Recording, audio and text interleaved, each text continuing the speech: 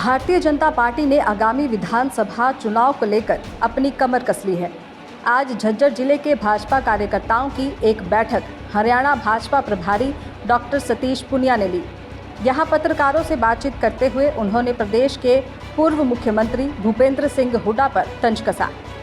बहादुरगढ़ के Galaxy resort में आयोजित बैठक में बहादुरगढ़, बेरी, बदली और झज्जर विधानसभा क्षेत्र से भाजपा कार्यकर्ता पहुंचे, जिन्हें भाजपा प्रभारी सतीश पुनिया ने जीत का मंत्र दिया।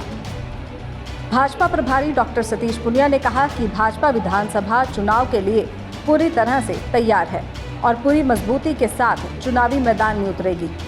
यहां उन्होंने प्रदेश के पूर्व मुख्यमंत्री भूपेंद्र सिंह हुड्डा पर तंज कसते हुए कहा कि भूपेंद्र सिंह हुड्डा कहते रहेंगे कि वो सरकार बनाएंगे, लेकिन प्रदेश में भाजपा ही सरकार बना रही है। उन्होंने कहा कि चुनाव आते ही भूपेंद्र हुड्डा को कर्मचारियों की याद क्यों आने लगती है। डॉक्टर सतीश पुनिया का कहना है कि भारतीय जनता पार्टी के पास राज्यसभा चुनाव के लिए भी पूर्ण बहुमत है। राज्यसभा में भाजपा का कैंडिडेट ही प्रदेश का प्रतिनिधित्व करने के लिए पहुंचेगा।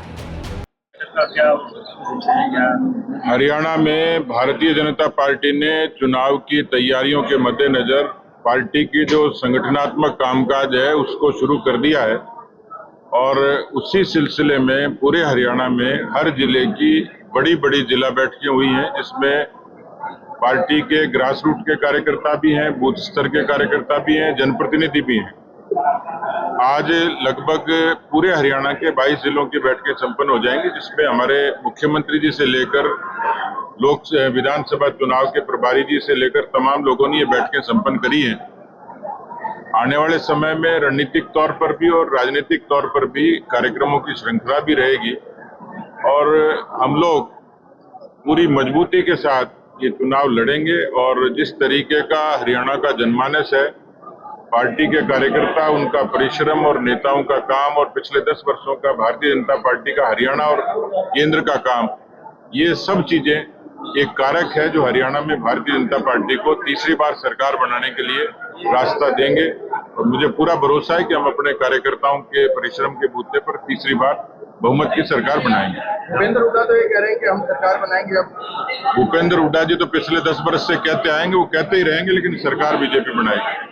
ओपीएस लागू करने की बात कही है, भूपेंद्र हुड्डा ने कहा है कि ओपीएस लागू करेंगे हम, जैसे ही हमारी सरकार बनेगी। क्या कहेंगे? देखिए, ओपीएस के मामले में हस्ताक्षर करने वाले वही थे मनमोहन सिंह जी की सरकार के समय, लेकिन चुनाव आता तभी उनको क्यों याद आती है। लेकिन कांग्रेस पार्टी, हुड्डा जी, उनकी पार्टी, उनके नेता भ्रम फैलाने की कोशिश करते हैं, लेकिन लोकसभा के बाद अब लोगों का वो भ्रम उतर गया।